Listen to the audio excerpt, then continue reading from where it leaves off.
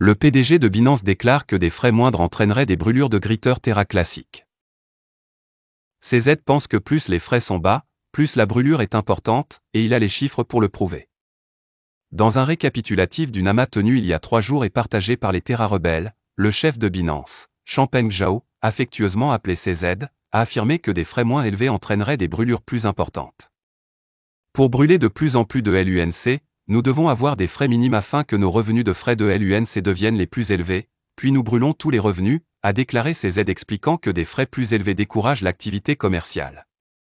Le simple fait de facturer plus de frais ne signifie pas que nous avons plus de revenus. Très souvent, facturer plus signifie que vous avez moins de revenus.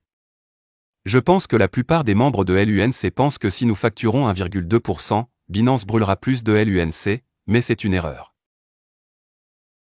Il a aussi dit: nous brûlons tous nos revenus. Nous ne gagnons pas d'argent sur les frais de négociation de LUNC. Nous brûlons tout. Il a également encouragé d'autres échanges à brûler LUNC mais a déclaré qu'il ne les contrôlait pas. J'encourage également d'autres échanges à le faire, mais moi et la communauté LUNC ne contrôlons pas les autres échanges. C'est donc à tous les autres, nous avons fait notre part. Il convient de mentionner que malgré les pressions antérieures de la communauté Terra Luna classique pour appliquer une taxe de 1,2% sur les activités hors chaîne, Binance a choisi de brûler les frais de 0,1% qu'il obtient du trading à la place. Bien qu'il s'agisse d'une redevance considérablement inférieure, elle a réussi à brûler près de 2 fois plus que la taxe de 1,2% au cours de la même période, avec environ 8,5 milliards de LUNC brûlés jusqu'à présent. Notamment, malgré le battage médiatique entourant la taxe de 1,2% sur les activités en chaîne, la taxe n'a pas répondu aux attentes. Par exemple, le développeur de Terra, Alex Forshaw, a souligné dans un récent article de blog que le volume en chaîne avait diminué de 90% depuis sa mise en œuvre. En conséquence, une nouvelle proposition a été lancée pour réduire la taxe à 0,2% tout en réservant 10% de la taxe obtenue au développement de la filière. Le proposant, connu sous le nom d'Akujiro, espère que la proposition pourra attirer les personnes qui se sont déplacées vers les bourses centrales pour éviter la taxe de retour aux activités en chaîne. Notamment, Vegas, l'un des rebelles les plus populaires, a déclaré qu'il pensait qu'il était trop tôt pour modifier le paramètre fiscal. Cependant, le Terra rebelle a lancé un sondage en choisissant de voter en faveur de la communauté. D'autre part, Alex Forshaw, qui a toujours été opposé à la taxe, espère que la baisse du taux d'imposition combinée à la mise à jour COS-WASM attirera une vague d'applications décentralisées. Le développeur de Terra Classic Core propose d'exécuter les 2 propositions de réintégration de l'USTC en parallèle. Edward Kim propose d'exécuter les 2 propositions de réancrage de l'USTC en parallèle. Dans un tweet mardi, Terra Gvita, un sous-groupe des Terra rebelles, a partagé un message de Discord dans lequel le développeur principal de Terra Classic, Edward Kim, propose d'exécuter en parallèle les propositions concurrentes de repegement de USTC.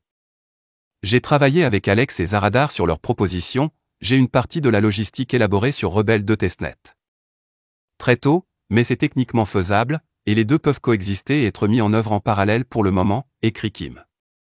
Il convient de mentionner que la suggestion de Kim intervient alors que les propositions concurrentes visant à récupérer l'ancrage du dollar USTC ont suscité des débats houleux dans la communauté. Notamment, les 2 proposants ont adopté des approches très différentes pour résoudre le problème. Alors qu'Alex Forshaw a initialement choisi de frapper plus de LUNC pour garantir un jeton fongible algorithmique pour restructurer l'USTC, Tobias Andersen, alias Zaradar, a opté pour une approche de resserrement quantitatif, avec le plan de réactiver les swaps après avoir créé des fonctionnalités qui fournissent une nouvelle utilité pour l'USTC et graver plus de LUNC. Notamment, plusieurs voix influentes de la communauté ont pesé de tout leur poids derrière la proposition de Zaradar. Par conséquent, le sentiment positif a conduit à des gains en pourcentage à 2 chiffres pour le défunt stablecoin algorithmique. Il convient de mentionner que la communauté a reçu positivement la dernière suggestion de Kim, car cela pourrait donner une image claire de ce que la communauté devrait adopter à partir des 2 propositions.